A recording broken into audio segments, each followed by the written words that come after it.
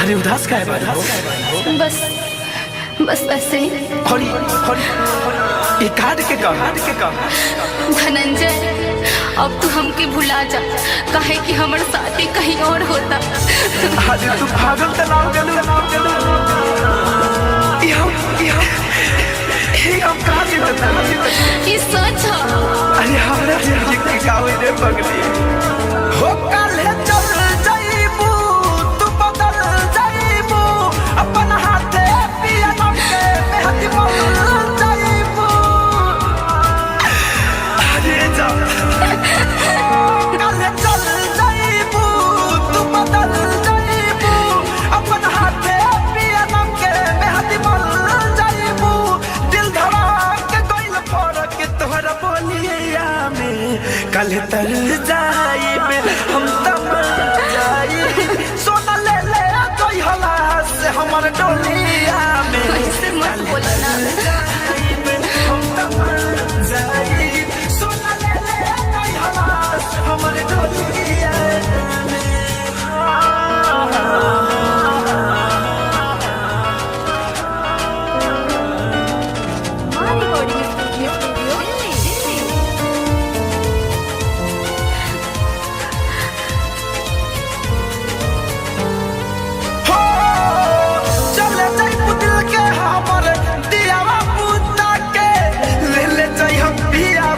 बगले में सुता के अरे जा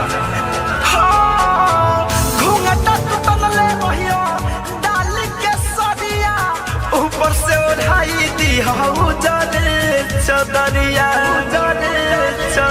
छुपा ली हो लुका ली हो मन भर चेहरा के निहार ली हो तू तार दी हो पिया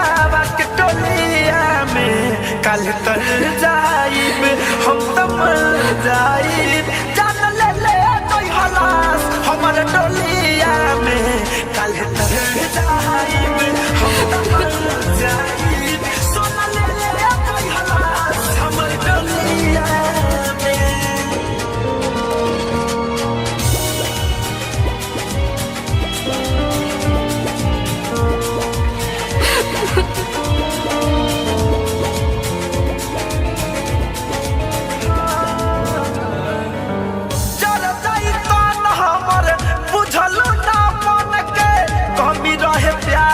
का धनंजय धरे कन के